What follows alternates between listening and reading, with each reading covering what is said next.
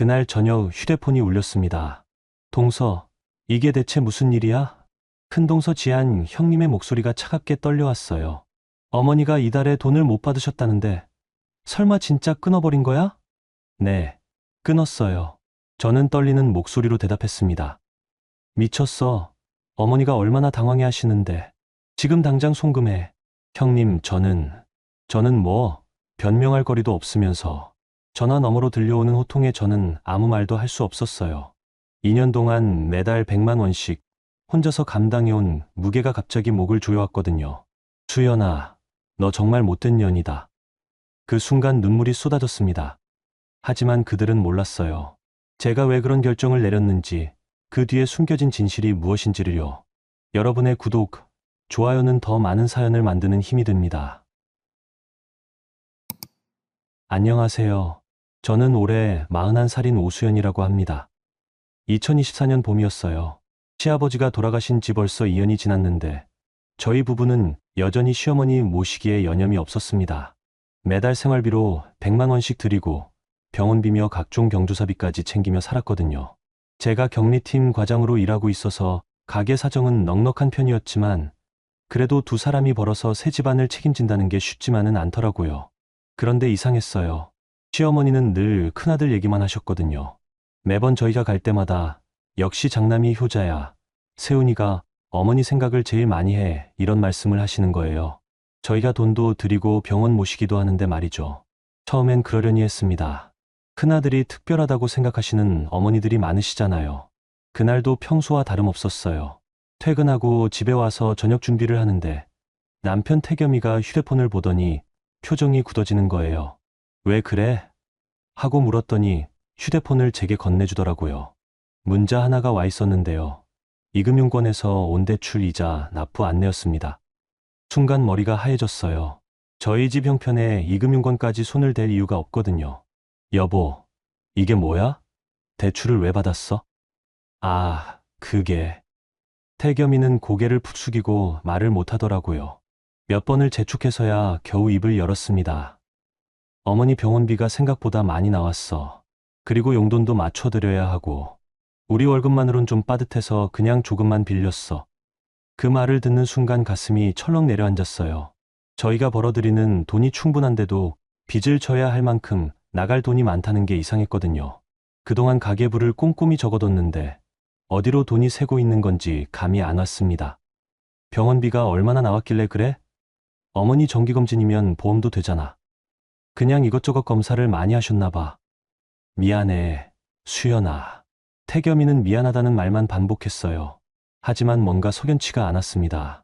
시어머니가 특별히 아픈 데가 있는 것도 아니고 정기검진 정도로는 큰 돈이 나갈 리가 없거든요.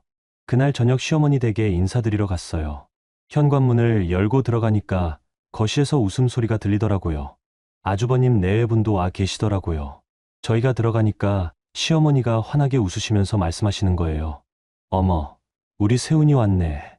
역시 장남이 달라. 아주버님 최세훈 씨가 뭔가 고급스러운 포장지를 들고 와서는 득이양양한 표정을 짓고 있었어요.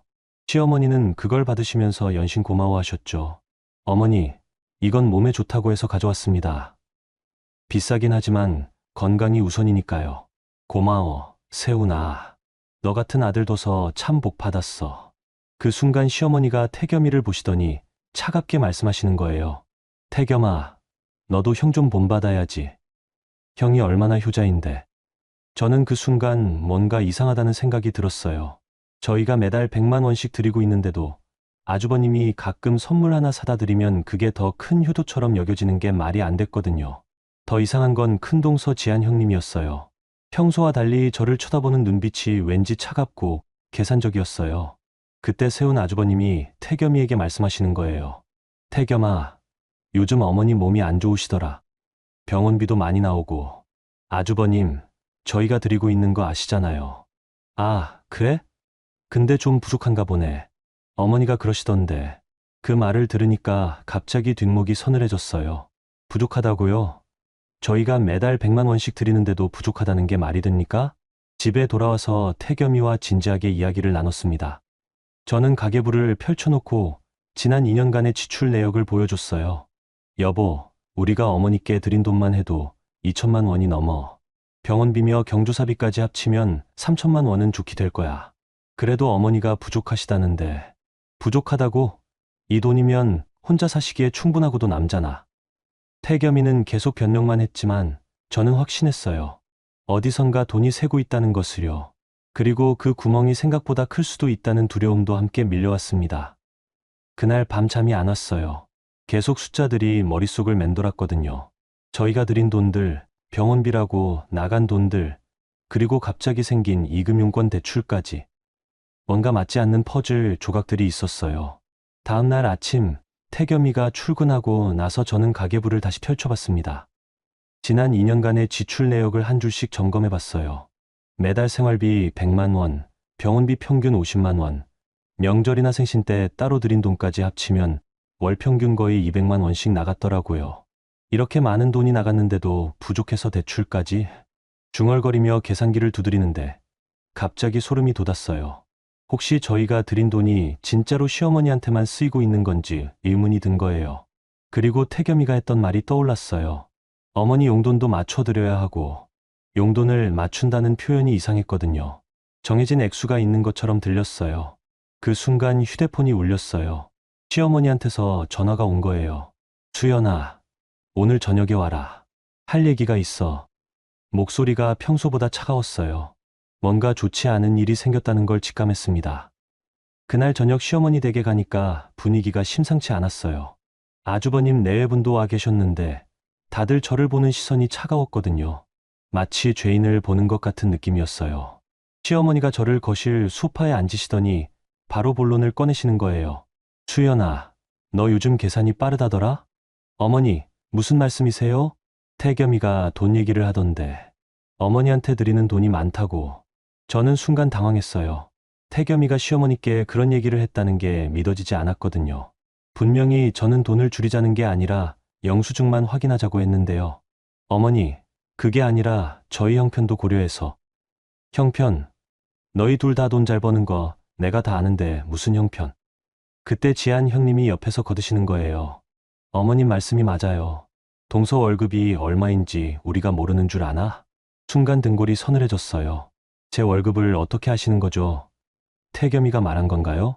형님, 제 월급을 어떻게? 태겸이가 말했지. 월급도 많고 보너스도 꽤 나온다면서. 그 순간 배신감이 밀려왔어요. 태겸이가 제 개인정보를 시댁 식구들한테 다 말하고 다녔다는 거잖아요. 저는 아주버님의 월급이나 지한 형님 연봉에 대해서는 한 번도 들어본 적이 없는데 말이에요. 시어머니가 계속 말씀을 이어가셨어요. 수연아, 너 시집 와서 우리 집안에서 받은 게 얼마나 많은지 알아? 어머니, 태겸이 차 살 때도 우리가 도와줬고 너희 전세금 마련할 때도 도움 줬잖아. 그런데 이제 와서 효도비를 줄인다고? 저는 정말 기가 막혔어요. 차를 살 때 받은 도움이라는 게 고작 300만 원이었고 전세금은 저희가 대출받아서 마련한 건데 무슨 도움을 줬다는 건지 모르겠더라고요. 그때 세운 아주버님이 입을 여시는 거예요. 재수 씨, 우리 어머니가 돈이 많은 줄 아십니까? 아버지 돌아가시고 나서 얼마나 힘드신지 모르시나 봐요. 아주버님, 그래서 저희가 매달 드리고 있지 않습니까? 매달, 고작 그 돈 갖고? 그 말에 저는 정말 화가 났어요. 고작이라고요? 월 100만 원이 고작이라고요? 아주버님, 고작이라고 하시는데 아주버님은 얼마나 드리고 계시는데요? 그 순간 거실이 조용해졌어요. 세훈 아주버님과 지한 형님이 서로 눈짓을 하더니 세훈 아주버님이 말씀하시는 거예요. 우리는 다른 방식으로 도움을 드리고 있습니다. 다른 방식이요? 병원 모시고 다니고 이것저것 챙겨드리고. 저는 어이가 없었어요. 병원은 저희도 모시고 다니는데요. 오히려 저희가 더 자주 모시고 다녔거든요. 그럼 아주버님은 돈으로는 얼마나 들이시는 거예요? 수연 씨, 시어머니가 갑자기 소리를 지르시는 거예요. 며느리가 어디서 시댁 돈 관리에 간섭해. 내가 알 일이 아니야. 그 순간 저는 깨달았어요. 뭔가 큰 비밀이 있다는 것을요. 만약 아주버님도 저희만큼 부담하고 계시다면 굳이 숨길 필요가 없잖아요. 집에 돌아와서 태겸이에게 따졌어요. 여보, 내 월급 얘기를 왜 형한테 했어? 그게 형이 물어봐서. 왜 물어보는데? 그리고 우리가 받은 도움이 뭐가 있다고 어머니가 그러셔? 태겸이는 대답을 못했어요. 그냥 미안하다는 말만 반복했죠. 하지만 저는 더 이상 미안하다는 말로 넘어갈 수가 없었어요. 다음 날 저는 결심했어요. 정확한 사실을 파악해 보기로요. 우선 시어머니께 드린 돈이 실제로 어떻게 쓰이고 있는지, 그리고 다른 형제들은 얼마나 부담하고 있는지 알아보기로 했습니다. 점심시간에 태겸이 동창인 민수한테 전화를 걸었어요. 민수는 세무사 사무실에서 일하거든요. 민수야, 혹시 시부모님께 드리는 용돈에 대해 물어볼 게 있어. 응, 뭐? 보통 형제들이 얼마나 부담해? 우리만 매달 100만 원씩 드리는 게 정상인가? 100만 원, 매달. 너희 혼자? 민수의 반응이 심상치 않았어요. 응, 왜? 수연아, 그거 너무 많은 거 아니야? 보통은 형제들이 나눠서 부담하는데. 그럼 다른 집은 어떻게 해?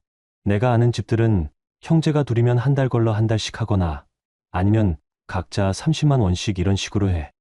그 말을 듣고 저는 확신했어요. 뭔가 잘못됐다는 것을요. 퇴근 후 집으로 돌아오는 길에 또 시어머니한테서 전화가 왔어요. 수연아, 내일 병원 가는데 같이 가자. 네, 어머니. 몇 시에요? 10시에 만나자. 그리고 병원비 준비해와. 저는 그때 깨달았어요. 병원비 영수증을 확인해 볼 기회가 온 거예요. 다음 날 시어머니와 함께 병원에 갔습니다. 내과 정기검진이었는데 특별한 이상은 없으셨어요. 의사 선생님도 건강하시다고 하셨고요. 그런데 수납할 때 깜짝 놀랐어요. 금액이 고작 3만 원이었거든요. 보험 처리가 되니까 본인 부담금이 거의 없었어요. 어머니, 병원비가 이것밖에 안 나와요? 응. 그런데 왜? 아니, 태겸이가 병원비가 많이 나온다고 해서. 그 순간 시어머니 표정이 변하는 걸 봤어요. 뭔가를 숨기려는 듯한 표정이었어요. 그냥 이것저것 검사비가 있잖아. 하지만 저는 분명히 봤어요. 영수증에 찍힌 금액을요. 그리고 그동안 태겸이가 말했던 병원비가 거짓이었다는 것도요. 그날 저녁 집에서 태겸이와 마주 앉았어요. 여보, 오늘 어머니 병원 갔다 왔어. 그래? 어떻게 나왔어? 건강하시대. 그런데 병원비가 3만 원밖에 안 나왔어. 태겸이 얼굴이 하얗게 변했어요. 그게 오늘은 간단한 검사라서. 여보, 정직하게 말해. 그동안 병원비라고 한 돈들이 다 어디로 간 거야? 수연아, 우리 집이 망하기 전에 정말 솔직하게 말해줘. 그때서야 태겸이가 고백했어요. 정말 충격적인 이야기를요. 태겸이가 고백한 내용은 제가 상상했던 것보다 훨씬 심각했어요. 수연아, 사실은 형이 어머니께 한 달에 10만 원밖에 안 드려. 뭐라고? 그리고 우리한테 어머니 모든 걸 맡겼어. 생활비, 병원비, 용돈 전부. 저는 순간 어지러웠어요. 그럼 저희가 매달 100만 원씩 드리는 동안 아주버님은 고작 10만 원만 드렸다는 거예요? 그럼 지금까지 우리만 바보처럼. 미안해, 수연아. 형이 장남이니까 체면 때문에 말 못하겠다고 하더라고.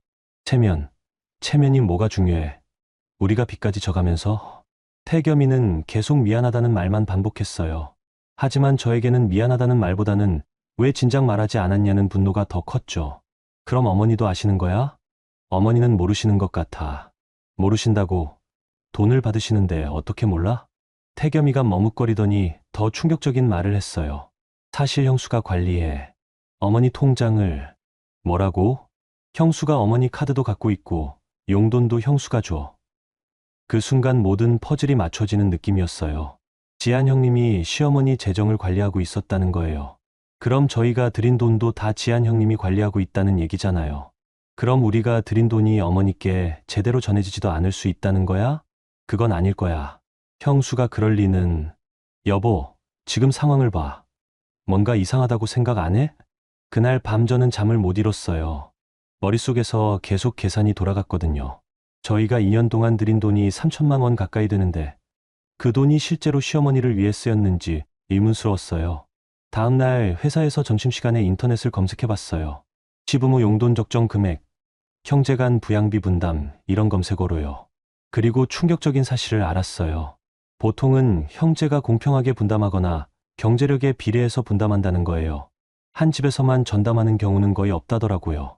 그날 저녁 태겸이에게 말했어요. 여보, 내일 어머니께 가서 형수와 정확한 얘기를 해보자. 수연아, 그냥 넘어가면 안 될까? 안 돼. 우리 집이 망하고 있어. 이금융권 대출까지 받았으면 이미 심각한 상황이야. 태겸이는 난색을 표했지만 저는 더 이상 참을 수가 없었어요. 다음 날 저녁 시어머니 댁에 갔어요. 마침 아주버님 내외분도 와 계시더라고요. 저는 용기를 내서 말을 꺼냈어요. 어머니, 앞으로 생활비를 형제간에 공평하게 분담했으면 좋겠어요. 뭐라고? 저희만 전담하기에는 부담이 커서요. 아주버님도 같이 나눠서 하시면 좋을 것 같아요. 그 순간 거실이 얼음장같이 변했어요. 세운 아주버님이 화를 내며 일어서시는 거예요. 재수 씨, 지금 뭔 소리를 하는 거요? 아주버님, 공평하게 하자는 얘기예요. 저희만 매달 100만 원씩 드릴 이유는 없잖아요. 100만 원? 당신들이 매달 100만 원씩 드린다고? 세운 아주버님이 놀라는 표정을 지으시는 거예요. 마치 처음 듣는 얘기인 것처럼요.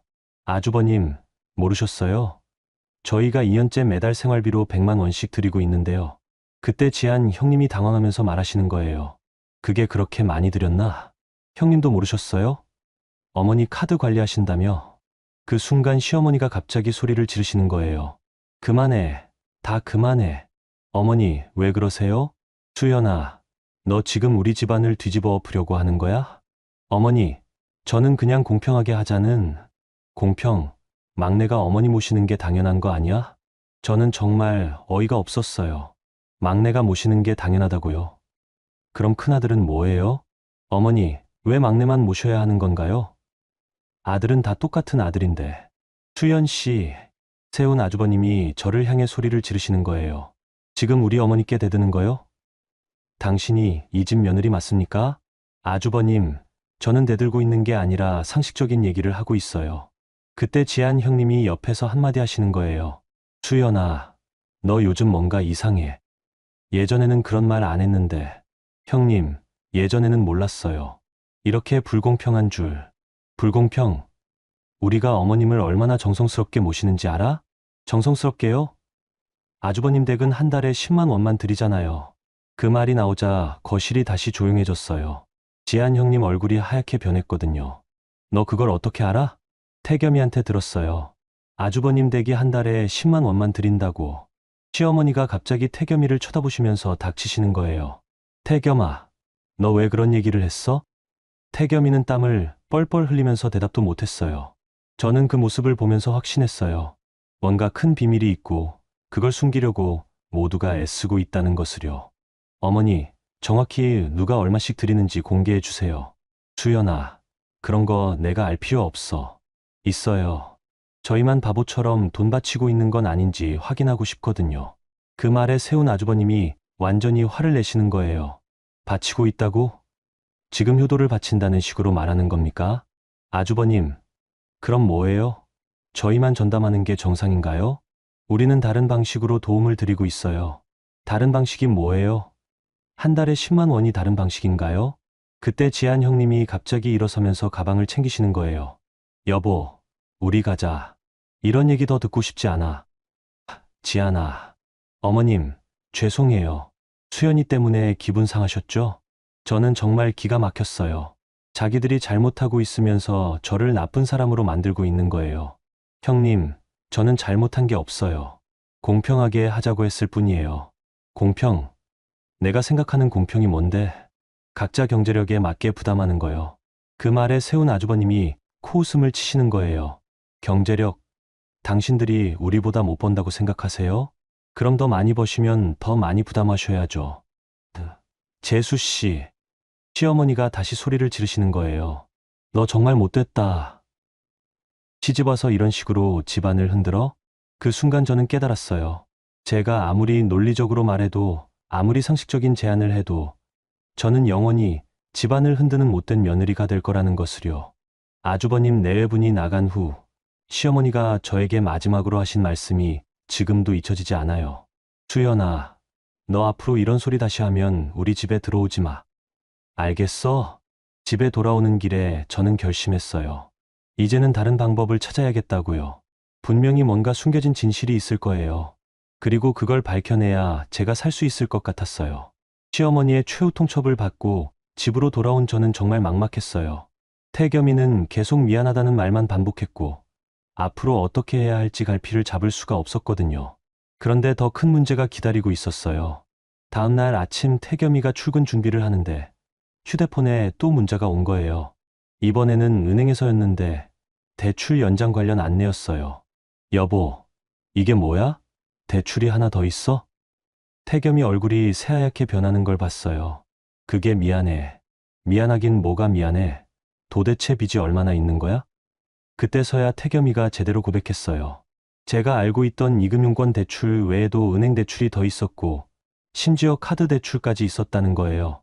전부 합치면 한 8천만 원 정도야. 뭐라고? 저는 순간 앉은 자리에서 일어날 수가 없었어요. 8천만 원이라니요. 우리 집 전세금보다 많은 빚이었거든요. 왜 진작 말 안 했어? 말하면 너만 걱정될까 봐서. 걱정. 이미 우리 집 망한 거 아니야? 태겸이는 울먹이면서 계속 미안하다고 했지만 저에게는 더 이상 미안하다는 말이 와닿지 않았어요. 그동안 제가 모르는 사이에 우리 집이 이미 파탄 상태까지 가 있었다는 게 믿어지지 않았거든요. 이자만 해도 한 달에 얼마나 나가는데? 한 200만 원 정도. 200만 원? 우리 월급보다 많잖아. 그제야 저는 깨달았어요. 왜 태겸이가 그렇게 시어머니 눈치를 봤는지, 왜 그렇게 돈 얘기를 꺼려 했는지요. 이미 감당할 수 없을 정도로 상황이 악화되어 있었던 거예요. 그날 회사에서 일이 손에 잡히지 않았어요. 계속 숫자만 머릿속에 맴돌았거든요. 우리가 시어머니께 드린 돈 3천만 원, 그리고 현재 우리 빚 8천만 원. 이런 상황에서도 앞으로 매달 100만 원씩 더 드려야 한다는 게 현실적으로 불가능했어요. 점심시간에 민수한테 다시 전화를 걸었어요. 민수야, 나 진짜 큰일 났어. 왜? 무슨 일이야? 우리 집 빚이 8천만 원이야. 시어머니 모시느라고.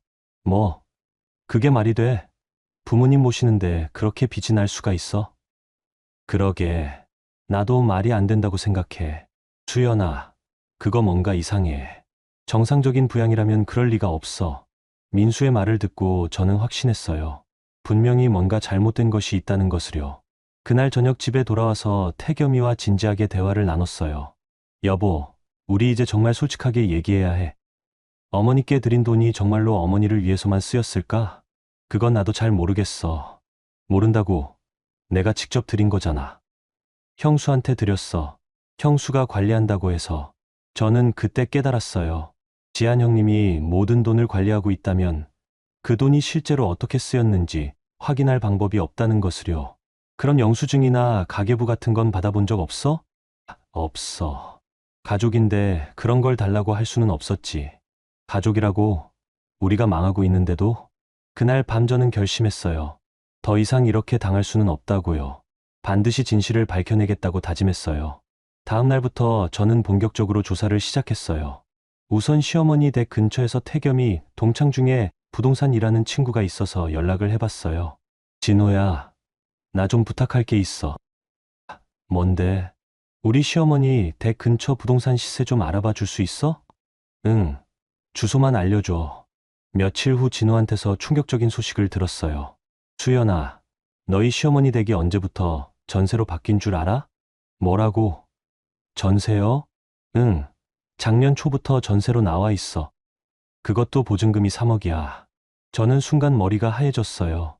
시어머니가 자기 집에 살고 계시는 줄 알았는데 전세였다는 거예요? 그럼 지금까지 저희가 드린 생활비는 뭐였던 건가요? 그럼 집주인은 누구야? 그건 좀 이상해. 최세훈이라는 사람이야. 뭐, 아주버님 이름이었어요. 시어머니 댁의 집주인이 아주버님이라는 거였어요. 그날 저녁 태겸이에게 물어봤어요. 여보, 어머니 댁이 형 이름으로 되어 있는 거 알고 있었어? 그럼. 형이 물려받았지. 물려받았는데 왜 전세로 내놨어? 태겸이가 당황하는 걸 보니까 뭔가 더 큰 비밀이 있다는 걸 직감했어요. 여보, 정말 솔직하게 말해줘. 어머니가 전세 보증금 받으신 거야? 아니, 그게 뭐야? 형이 받았어. 그 순간 모든 게 명확해졌어요. 아주버님이 시어머니 댁을 전세로 내놓고 보증금 3억을 받은 거였어요. 그리고 시어머니는 그 집에서 세입자로 살고 계시는 거였고요. 그럼 어머니는 전세금을 못 받으신 거야? 응, 형이 사업자금으로 쓴다고 했어. 사업자금, 어머니 동의는 받았어? 태겸이는 대답을 못했어요. 제 표정을 보니까 답할 수 없었던 거예요. 저는 그제야 전체 그림이 보였어요. 아주버님이 시어머니 집을 담보로 돈을 빼돌리고 시어머니 생활비는 저희가 전담하도록 만든 거였어요. 그리고 지한 형님은 그 돈을 관리하면서 중간에서 빼돌리고 있었을 가능성도 있었고요. 여보, 우리 완전히 당한 거야. 수연아, 아주버님이 어머니 재산을 빼돌리고 우리한테는 생활비를 전담하라고 했잖아. 그게 사기가 아니면 뭐야? 태겸이는 그제야 사실을 깨닫는 것 같았어요. 하지만 여전히 어떻게 해야 할지 모르겠다는 표정이었죠. 그럼 이제 어떻게 해? 당연히 따져야지. 어머니께도 이 사실을 알려드려야 하고, 하지만 그게 쉽지 않다는 것도 알고 있었어요. 시어머니는 이미 저를 집안을 흔드는 며느리로 낙인 찍어 놓으셨거든요. 그날 밤 잠이 오지 않았어요. 계속 생각이 맴돌았거든요. 저희가 지금까지 당한 것들, 그리고 앞으로 어떻게 살아야 할지에 대한 걱정들이요. 다음날 아침 또 충격적인 일이 벌어졌어요. 시어머니한테서 전화가 온 거예요. 수연아, 너 어제 우리 집 근처에서 뭐 했어? 어머니, 무슨 말씀이세요? 누가 봤다는데 부동산 사무소에 들어가는 거. 저는 순간 등골이 서늘해졌어요. 누군가 저를 감시하고 있었다는 거였어요. 어머니, 저는 수연아, 너 정말 못된 년이다. 우리 집 재산 조사한 거야? 어머니, 그게 아니라 당장 집에 와. 할 말이 있어. 전화가 끊어진 후 저는 벌벌 떨었어요. 뭔가 큰일이 날 것 같았거든요. 하지만 이미 시작된 일이었어요. 더 이상 물러날 곳도 없었고요. 여러분, 수연 씨의 이야기 들어보니 어떠세요? 정말 마음이 답답하시죠? 결혼해서 시댁을 정성껏 모시려고 했던 며느리가 이런 배신을 당하다니요. 지금까지는 수연 씨가 점점 진실을 알아가는 과정이었는데 앞으로는 더욱 치열한 반격이 펼쳐질 것 같습니다. 그럼 여러분, 다음 이야기도 계속 들어봐 주세요. 시어머니 댁으로 가는 길에 저는 마음을 단단히 먹었어요. 더 이상 당하고만 있을 수는 없다는 생각이었거든요. 하지만 막상 현관문을 열고 들어가니까 분위기가 심상치 않았어요. 거실에는 시어머니뿐만 아니라 아주버님 내외분까지 와 있었어요. 세 사람이 저를 보는 눈빛이 차가웠죠. 마치 범죄자를 대하는 것 같았어요. 앉아. 시어머니의 목소리가 얼음장 같았어요. 저는 소파에 앉으면서 마음의 준비를 했어요. 수연아, 너 우리 집 재산 조사했지? 어머니. 대답해. 부동산 사무소에서 뭐 했어? 저는 거짓말할 수 없었어요. 이미 들켜버린 상황에서 변명을 늘어놓는 것보다는 당당하게 맞서는 게 낫겠다고 생각했어요. 네, 알아봤어요. 이 못된 년이. 시어머니가 갑자기 소리를 지르시는 거예요. 시집와서 시댁 재산 조사를 하다니. 내가 뭐가 되겠다고? 어머니, 저는 궁금했어요. 저희가 드린 돈이 정말로 어머니를 위해 쓰이고 있는지. 그때 세운 아주버님이 끼어드시는 거예요. 재수 씨, 지금 뭔 소리를 하는 거요? 우리가 어머니 돈을 빼돌린다는 겁니까? 아주버님, 저는 그런 말 한 적 없어요. 그럼 뭐 때문에 조사를 했어요? 저는 용기를 내서 알아낸 사실을 말했어요. 아주버님, 어머니 댁이 아주버님 이름으로 되어 있고 전세로 나와 있다는 걸 알았어요. 그 순간 거실이 조용해졌어요. 세운 아주버님과 지한 형님이 서로 눈짓을 하는 걸 봤어요. 그게 어떻다는 거요? 전세 보증금 3억은 어디로 간 거예요? 재수 씨. 시어머니가 다시 소리를 지르시는 거예요. 내가 그런 걸 왜 알려고 해? 그게 내 상관할 일이야? 저희가 어머니 생활비를 전담하고 있으니까 상관 있죠. 그때 지한 형님이 말하시는 거예요. 수연아, 너 정말 이기적이다. 돈 얘기만 하네. 형님, 이기적이라고요? 저희가 빚까지 져가면서 드리고 있는데 빚, 너희가 빚을 진 게 우리 잘못이야? 저는 정말 어이가 없었어요. 시어머니 모시느라고 진 빚인데 그게 저희 잘못이라고 하시는 거예요? 형님, 저희가 왜 빚을 졌는지 정말 모르세요? 그야 너희 형편 관리를 못해서 그런 거지. 그 말에 저는 더 이상 참을 수가 없었어요. 형님께서는 한 달에 10만 원만 드리면서 무슨 자격으로 그런 말씀하세요? 10만 원. 우리가 언제 10만 원만 드렸다고 했어? 태겸이한테 들었어요. 그때 세운 아주버님이 갑자기 화를 내시는 거예요. 태겸이 그 자식이 거짓말을 했구나. 아주버님, 거짓말이요? 우리도 매달 100만 원씩 드리고 있어요. 저는 순간 당황했어요. 태겸이가 거짓말을 했다는 건가요? 그럼 어머니는 한 달에 200만 원씩 받으신다는 얘기예요? 당연하죠. 우리 둘 다 100만 원씩 드리니까. 그 순간 시어머니가 당황하시는 모습을 봤어요. 뭔가 말이 안 맞다는 표정이었어요. 그럼 어머니, 정말로 한 달에 200만 원씩 받으셨어요? 그럼. 하지만 시어머니의 목소리가 확신에 차 있지 않았어요. 저는 그때 깨달았어요.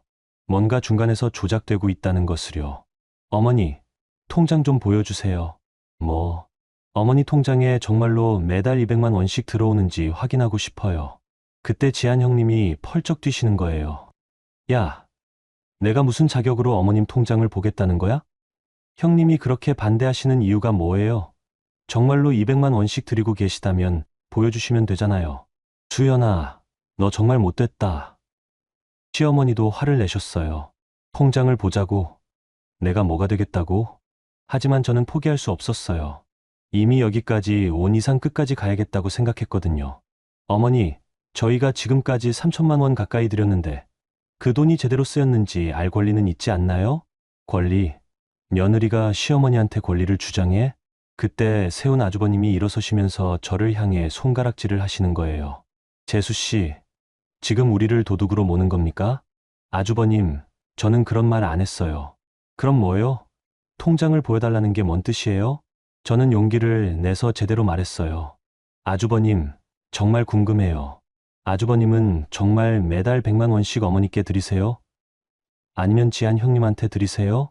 그 질문에 세운 아주버님의 얼굴이 새하얗게 변했어요. 그게 뭐 어떻다는 거요?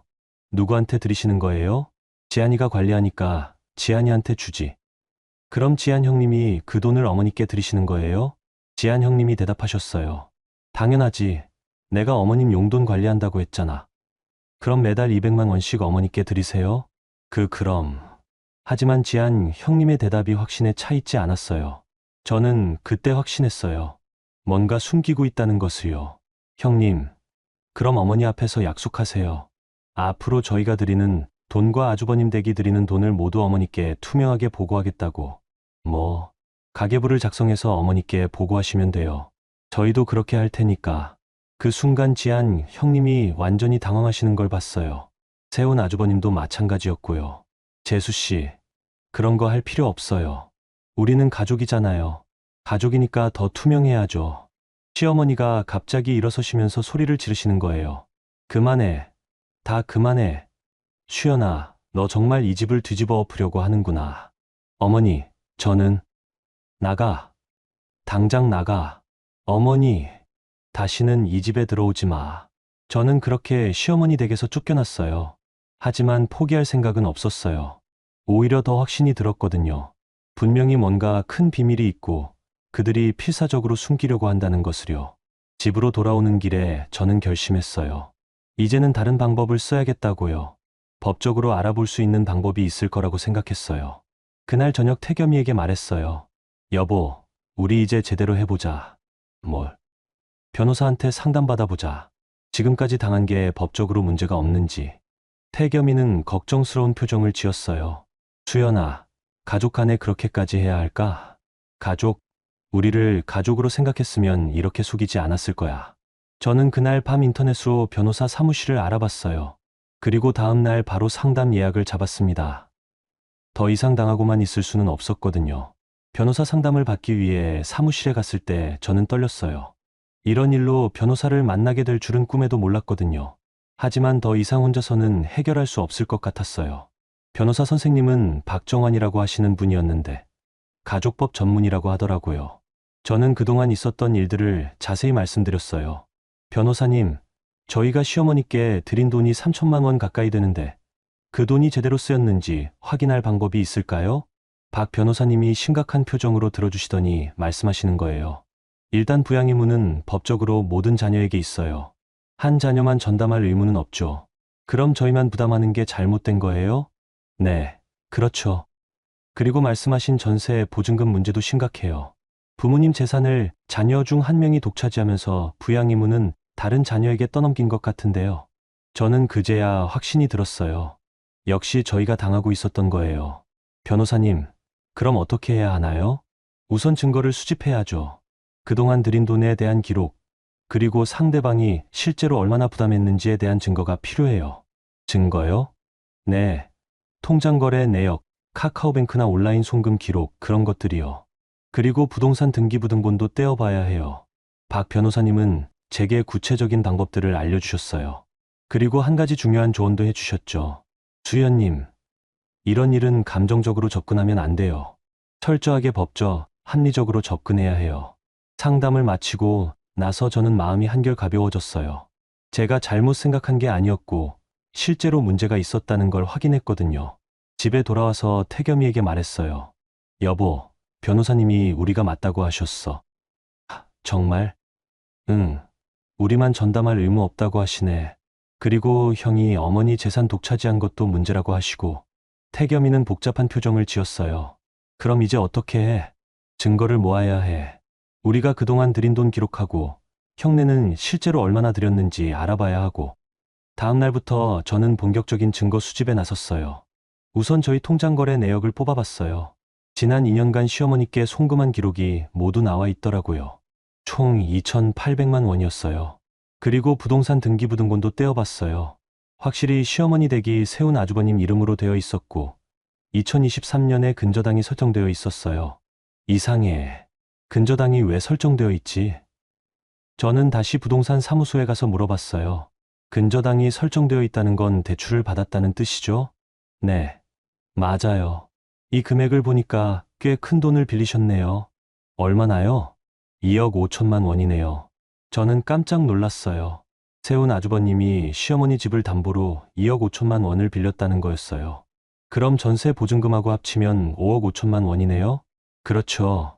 집값이 6억 정도니까 거의 한 개까지 빼신 거네요. 저는 그제야 전체 그림이 보였어요. 세운 아주버님이 시어머니 집으로 총 5억 5천만 원을 빼낸 거였어요. 그리고 시어머니 생활비는 저희가 전담하도록 만들었고요. 그날 저녁 태겸이에게 이 사실을 말했어요. 여보, 형이 어머니 집으로 5억 5천만 원을 빼냈어. 뭐라고? 근저당 대출 2억 5천, 전세 보증금 3억, 합치면 5억 5천이야. 태겸이는 말을 못했어요. 그 규모가 상상을 초월했거든요. 그럼 형이 그 돈으로 뭘 한 거지? 모르지. 하지만 분명한 건 어머니는 그 사실을 제대로 모르고 계신다는 거야. 저는 그날 밤 계획을 세웠어요. 이제는 시어머니께 이 사실을 알려드려야겠다고 생각했어요. 설령 저를 미워하시더라도 어머니가 알 권리는 있다고 생각했거든요. 다음 날 오후에 시어머니께 전화를 드렸어요. 어머니, 잠깐 뵐 수 있을까요? 중요한 얘기가 있어서요. 수연아, 너 또 무슨 소리 하려고? 어머니에 관한 중요한 일이에요. 결국 시어머니가 만나주시기로 했어요. 하지만 아주버님 내외부는 오지 말라고 하시더라고요. 시어머니 댁에 가서 저는 조심스럽게 말을 꺼냈어요. 어머니, 혹시 세운 아주버님이 이 집으로 대출받은 거 알고 계세요? 대출? 무슨 대출? 어머니, 이 집에 근저당이 설정되어 있어요. 2억 5천만 원. 시어머니의 얼굴이 하얗게 변했어요. 뭐라고? 그럴 리가 없어. 저는 등기부등본을 보여드렸어요. 시어머니는 그걸 보시더니 손이 떨리시는 거예요. 이게 뭐야? 어머니, 그리고 이 집이 전세로 나와 있는 것도 알고 계셨어요? 전세. 시어머니는 아무것도 모르고 계셨어요. 세운 아주버님이 어머니께는 아무 말씀도 안 드리고 집을 담보로 돈을 빼낸 거였어요. 어머니, 세운 아주버님한테 물어보셔야 해요. 이 돈이 어디로 갔는지. 그때 갑자기 현관문이 열리는 소리가 들렸어요. 세운 아주버님이 들어오시는 거였어요. 어머니, 무슨 일이세요? 세운 아주버님이 제가 있는 걸 보더니 표정이 굳어졌어요. 재수 씨가 왜 여기 있어요? 시어머니가 떨리는 목소리로 말씀하시는 거예요. 세훈아, 이게 뭐야? 우리 집에 대출이 왜 있어? 세훈 아주버님의 얼굴이 창백해졌어요. 어머니, 그게 뭐야? 2억 5천만 원이 어디로 간 거야? 사업자금으로. 사업자금? 내 동의도 없이. 그 순간 세훈 아주버님이 저를 쳐다보면서 화를 내시는 거예요. 재수 씨, 당신이 어머니한테 무슨 말을 한 거요? 아주버님, 사실을 말씀드린 거예요. 어머니가 알 권리가 있잖아요. 권리? 당신이 무슨 권리로 우리 집안 일에 간섭해요? 저희가 어머니 생활비 전담하고 있으니까 알 권리가 있어요. 시어머니가 갑자기 소리를 지르시는 거예요. 세훈아, 정말로 내 집으로 그렇게 큰 돈을 빼낸 거야? 어머니, 사업 때문에 어쩔 수 없이. 어쩔 수 없이? 내 동의도 없이? 그 순간 저는 깨달았어요. 시어머니도 피해자셨다는 것을요. 세훈 아주버님이 어머니를 속이고 재산을 빼돌린 거였어요. 어머니, 그리고 전세 보증금 3억도 아주버님이 받으셨어요. 시어머니가 세훈 아주버님을 쳐다보시는 눈빛이 차가워졌어요. 세훈아, 그것도 정말이야? 세훈 아주버님은 대답을 못했어요. 이미 들통난 상황이었거든요. 그날 저는 시어머니와 함께 진실을 알게 되었어요. 그리고 이제는 세훈 아주버님과 본격적인 대결이 시작될 거라는 것도 알았어요. 시어머니가 진실을 알고 나서 분위기가 완전히 바뀌었어요. 세훈 아주버님은 변명하기 바빴지만 이미 증거가 명확한 상황에서 빠져나갈 길이 없었거든요. 어머니, 사업이 잘 안 되어서 어쩔 수 없이 내 집을 담보로 그렇게 큰 돈을 빼내놓고. 시어머니의 목소리가 떨리셨어요. 분노와 배신감이 섞여 있었죠. 그럼 그동안 수연이가 혼자 내 생활비를 댔다는 거야? 어머니, 그게 아니라 저희도 뭐 10만 원 주면서 100만 원 준다고 거짓말했잖아. 그때 지한 형님이 들어오셨어요. 상황을 파악하시더니 당황하는 기색이 역력했어요. 어머님, 무슨 일이에요? 지한아, 너도 알고 있었지? 우리 집에서 그렇게 큰 돈 빼낸 거. 지한 형님은 대답을 못했어요. 표정만 봐도 다 알고 있었다는 게 뻔했거든요. 저는 그때 또 하나의 증거를 꺼내들었어요. 지한 형님 명의로 된 고급 아파트 계약서였어요. 제가 민수한테 부탁해서 알아낸 거였거든요. 어머니, 지한 형님이 작년에 강남에 아파트 하나 더 사셨어요. 뭐라고? 전액 현금으로요. 가격이 12억이에요. 시어머니가 지한 형님을 쳐다보시는 눈빛이 차가워졌어요. 지한아, 그게 정말이야? 어머님, 그게 어디서 그 돈이 나왔어? 지한 형님은 대답을 못했어요. 저는 계속해서 말했어요. 어머니, 세훈 아주버님이 어머니 집에서 빼낸 5억 5천만 원하고 딱 맞아떨어져요. 사업자금이라고 했는데 실제로는 부동산 투자에 쓰신 거예요. 세훈 아주버님이 갑자기 화를 내며 일어서시는 거예요. 재수 씨, 당신이 어디까지 조사한 거요? 아주버님, 제가 조사한 게 아니에요. 다 공개된 정보예요. 등기부등본이면 누구나 볼 수 있거든요. 당신 정말 못된 년이야. 그 순간 시어머니가 세훈 아주버님을 향해 소리를 지르시는 거예요. 세훈아, 내가 수연이보다 못된 거 아냐? 어머니를 속이고 재산을 빼돌렸잖아. 어머니, 그리고 그 돈으로 너희 집 샀으면서 내 생활비는 수연이한테만 떠맡겼잖아. 시어머니는 정말 화가 나셨나 봐요. 목소리가 점점 커지셨거든요. 수연아, 미안하다. 내가 몰랐어.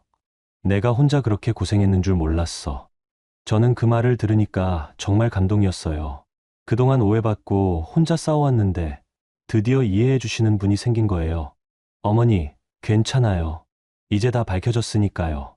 그때 지한 형님이 어떻게든 상황을 모면하려고 하시는 거예요. 어머님, 수연이 말만 믿으시면 안 돼요. 확실한 증거도 없으면서. 확실한 증거 없다고요? 저는 가방에서 서류들을 꺼냈어요. 부동산 등기부등본, 아파트 매매 계약서, 대출 서류까지요. 이게 다 가짜예요? 지한 형님은 할 말이 없었어요. 모든 증거가 명확했거든요. 시어머니가 세훈 아주버님에게 마지막으로 물으시는 거예요. 세훈아, 정말 솔직하게 말해봐. 그동안 어머니께 얼마나 드렸어? 세훈 아주버님은 한참 뜸을 들이시더니 겨우 말했어요. 한 달에 30만 원. 30만 원? 10만 원이 아니라 가끔 더 드릴 때도 있었어요. 저는 그제야 모든 게 명확해졌어요. 세훈 아주버님은 한 달에 고작 30만 원 정도만 드리면서 저희가 100만 원씩 드리는 것은 당연하게 여겼던 거예요. 아주버님, 그럼 저희가 100만 원 드리는 동안 아주버님은 30만 원만 드리신 거예요? 재수 씨, 우리는 다른 방식으로. 다른 방식이 뭐예요? 어머니 재산 빼돌리는 게 다른 방식인가요? 세훈 아주버님은 더 이상 변명할 수 없었어요. 모든 게 드러났거든요. 시어머니가 지한 형님에게 물으시는 거예요. 지한아, 그럼 내가 관리한다고 했던 내 돈은? 어머님, 그건 수연이가 보낸 돈 중에 얼마나 나한테 줬어? 지한 형님은 대답을 못했어요. 저는 그때 또 다른 증거를 제시했어요. 어머니, 지난 6개월간 어머니 통장 거래 내역을 보니까 매달 50만 원씩만 들어와 있어요. 50만 원? 수연이가 100만 원씩 줬는데. 네, 나머지 50만 원은 어디로 간 건지 모르겠어요. 시어머니가 지한 형님을 쳐다보시는 눈빛이 차가워졌어요. 지한아, 나머지 돈은 어디로 간 거야? 어머님, 그게 병원비랑 이것저것 경비로. 병원비? 내가 병원을 얼마나 갔다고 50만 원씩 써? 지한 형님은 더 이상 변명할 수 없었어요. 모든 게 들통났거든요. 그때 태겸이가 들어왔어요. 저는 태겸이에게 상황을 설명해줬고 태겸이도 깜짝 놀라는 거예요. 형, 정말 그렇게 하신 거예요? 태겸아. 형, 저희가 빚까지 져가면서 어머니 모시고 있었는데 형은 어머니 재산으로 집까지 사신 거예요? 세훈 아주버님은 고개를 숙이고 대답을 못했어요.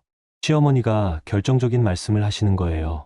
세훈아, 지안아, 내일까지 돈 계산해서 가져와. 어머니, 무슨 돈을? 수연이가 그동안 혼자 낸 돈 절반. 그리고 내 집에서 빼간 돈 이자까지 쳐서. 아니면 내가 경찰서에 신고한다. 그 말에 세훈 아주버님과 지한 형님의 얼굴이 새하얗게 변했어요. 어머니, 가족끼리 그렇게까지. 가족이 이런 식으로 어머니를 속여? 시어머니는 정말 화가 많이 나신 것 같았어요. 평생 믿었던 큰아들에게 이렇게 배신당하셨으니까요. 수연아, 정말 미안하다. 내가 혼자 그렇게 고생했는데 몰라서. 어머니, 괜찮아요. 이제 다 해결됐으니까요. 그날 저는 집으로 돌아오면서 정말 후련했어요. 드디어 진실이 밝혀졌고 시어머니도 제 편이 되어 주셨거든요. 하지만 세훈 아주버님과 지한 형님이 순순히 넘어갈 리는 없다는 걸 알고 있었어요. 분명히 마지막 발악을 할 거라고 생각했죠. 그 다음날 아침 일찍 시어머니한테서 전화가 왔어요. 수연아, 큰일 났어. 세훈이가 밤새 도망갔어. 뭐라고요? 짐 다 빼고 사라졌어. 지한이도 같이. 저는 깜짝 놀랐어요. 설마 그렇게까지 할 줄은 몰랐거든요. 급하게 시어머니 댁으로 갔는데 정말 집이 텅 비어 있었어요. 가구며 가전제품이며 갓나가는 건 다 가져간 것 같았어요. 어머니, 연락은 안 되세요? 전화를 안 받아. 문자도 안 와. 시어머니는 정말 충격을 받으신 것 같았어요. 아들이 이렇게까지 할 줄은 꿈에도 몰랐을 테니까요. 어머니, 이제 어떻게 하시겠어요? 수연아, 미안하다.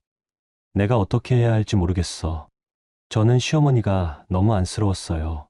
평생 믿었던 아들에게 이런 배신을 당하셨으니까요. 어머니, 제가 변호사님께 상의해 볼게요. 다시 박정환 변호사님을 찾아갔어요. 상황을 설명하니까 변호사님도 심각한 표정을 지으시더라고요. 이건 횡령이에요. 부모님 재산을 무단으로 처분한 거니까. 그럼 법적으로 문제가 되는 거예요? 당연하죠. 고발할 수 있어요. 변호사님은 구체적인 절차를 알려주셨어요. 우선 시어머니가 직접 고발장을 내야 한다고 하시더라고요. 하지만 가족 간의 일이니까 조정을 통해 해결하는 것도 방법이에요. 시어머니께 돌아가서 말씀드렸더니 많이 고민하시는 거예요. 수연아, 그래도 내 아들인데.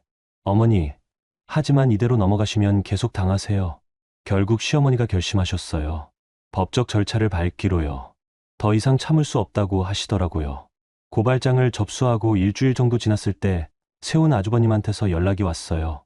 태겸이한테 전화를 한 거였어요. 형이 만나자고 해요. 어디서? 변호사 사무실에서. 합의하고 싶다고 해요. 드디어 항복하는구나 싶었어요. 아마 법적으로 불리하다는 걸 깨달았나 봐요. 변호사 사무실에서 만났는데 세훈 아주버님과 지한 형님이 완전히 초라한 모습이었어요. 며칠 사이에 얼굴이 많이 상해 있었고요. 재수 씨, 미안합니다. 세훈 아주버님이 고개를 숙이며 말하시는 거예요. 아주버님, 저한테 사과할 일이 아니에요. 어머니께 해야죠. 시어머니도 오셨는데 아들을 보시는 눈빛이 차갑기만 했어요. 세훈아, 이제 와서 미안하다고 하면 뭐해? 어머니, 정말 죄송해요. 사업이 어려워서 어쩔 수 없이 어머니한테 말도 안 하고 박 변호사님이 본격적인 협상에 들어갔어요. 우선 부당하게 취득한 재산부터 정리해야죠. 세훈 아주버님이 떨리는 목소리로 말했어요. 집은 팔 수가 없어요. 대출이 너무 많아서. 그럼 어떻게 하시겠다는 거예요? 분할 상환으로 매달 일정 금액씩 갚을게요. 지한 형님도 울먹이면서 말했어요. 어머님, 정말 죄송해요. 저희가 잘못했어요. 결국 합의가 성사됐어요. 세훈 아주버님이 매달 200만 원씩 3년 동안 갚기로 했어요. 그리고 앞으로 시어머니 부양비도 공평하게 분담하기로 했고요. 그리고 수연님이 그동안 혼자 부담한 금액의 절반을 즉시 변제하셔야 해요. 얼마예요? 1,500만 원이에요. 세훈 아주버님의 얼굴이 새하얗게 변했지만 어쩔 수 없이 받아들였어요.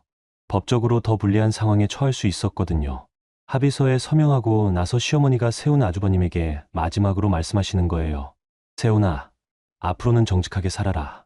어머니를 이렇게 배신하고도 잘 살 수 있을 줄 알지 마라.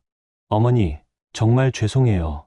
세훈 아주버님은 그렇게 고개를 숙이고 나가셨어요. 지한 형님도 마찬가지였고요. 일주일 후 약속한 대로 1,500만 원이 저희 통장에 들어왔어요. 그 돈으로 저희는 모든 빚을 정리할 수 있었어요. 그리고 시어머니는 저희 집 근처로 이사를 오셨어요. 더 이상 혼자 사시기 힘들어 하셔서 저희가 모시기로 했거든요. 수연아, 그동안 정말 고생 많이 했다. 어머니, 이제 다 지나간 일이에요. 내가 너를 오해했어. 정말 미안해. 시어머니는 이제 완전히 달라지셨어요. 제가 하는 모든 일을 고마워하시고 저를 친딸처럼 대해주세요. 그리고 세훈 아주버님은 약속대로 매달 200만 원씩 보내고 있어요. 처음에는 며칠씩 늦기도 했지만 법적 제재를 받을 수 있다는 걸 알고 나서는 정확히 보내고 있어요. 어느 날 태겸이가 저에게 말하더라고요. 수연아, 내가 아니었으면 우리 집 정말 망했을 것 같아. 우리가 함께 이겨낸 거지. 아니야. 너 혼자 다 해낸 거야. 나는 그냥 따라다니기만 했어. 태겸이도 많이 달라졌어요. 이제는 집안일도 적극적으로 도와주고 시어머니께도 정성껏 모셔요. 몇 달 전에는 세훈 아주버님이 찾아왔어요. 정말 초라한 모습이었어요. 어머니, 재수씨, 정말 죄송합니다. 이제 와서 뭐하러 왔어? 시어머니는 여전히 차갑게 대하셨어요. 사업이 완전히 망했어요. 집도 경매로 넘어갔고. 그래서 다시 가족이 될 수 없을까요? 시어머니가 단호하게 말씀하시는 거예요. 세훈아, 가족이 되려면 신뢰가 있어야 해. 너는 그 신뢰를 저버렸어. 세훈 아주버님은 그렇게 허탈한 모습으로 돌아가셨어요. 지한 형님은 그 후로 한 번도 모습을 드러내지 않고 있어요. 지금 저희는 정말 행복하게 살고 있어요. 시어머니와도 좋은 관계를 유지하고 있고 경제적으로도 안정되었거든요. 무엇보다 더 이상 속지 않는다는 자신감이 생겼어요. 가끔 생각해보면 정말 아찔한 일이었어요. 만약 제가 그때 포기했다면 저희는 정말 망했을 거예요. 빚더미에 앉아서 평생 고생했을 거고요. 하지만 진실은 언젠가 밝혀지게 되어 있는 것 같아요. 아무리 교묘하게 숨기려고 해도 결국엔 드러나게 마련이더라고요. 그래서 저는 지금 비슷한 상황에 처한 분들께 꼭 말씀드리고 싶어요. 포기하지 마세요. 분명히 진실을 밝혀낼 방법이 있을 거예요. 그리고 혼자 힘들어하지 마시고 전문가의 도움을 받으시기 바라요. 돈 문제는 감정으로 해결되지 않아요. 철저하게 계산하고 법적으로 접근해야 해요. 가족이라는 이름으로 불공평한 일을 당하고 계신다면 용기를 내서 맞서세요. 저처럼 행복한 결말을 맞으실 수 있을 거예요. 여러분, 오늘 수연 씨 이야기 어떠셨어요? 정말 가슴이 답답하면서도 시원한 이야기였죠. 처음에는 착한 며느리로 살려고 했던 수연 씨가 점점 진실을 알아가면서 당당하게 맞서는 모습이 정말 인상적이었어요. 누구나 살아가면서 불공평한 일을 당할 수 있잖아요. 특히 가족이라는 이름으로 감정에 휘둘려서 손해를 보는 경우가 많은데 수연 씨처럼 용기를 내서 진실을 밝혀내는 게 정말 중요한 것 같아요. 가족이어도 투명해야 하고 공정해야 한다는 교훈을 주는 이야기였죠. 그리고 혼자 끙끙 앓지 말고 전문가의 도움을 받는 것도 정말 현명한 선택이었고요. 수연 씨가 마지막에 시어머니와 좋은 관계를 만들어낸 것도 참 보기 좋았어요. 진실이 밝혀지고 나니까 오히려 더 가까워질 수 있었잖아요. 여러분께도 이런 이야기가 작은 위로와 지혜가 되었으면 좋겠네요. 힘든 상황에 처하셨을 때 포기하지 마시고 끝까지 해보시기 바라요. 그럼 오늘 이야기는 여기서 마치겠습니다. 구독과 좋아요 부탁드립니다.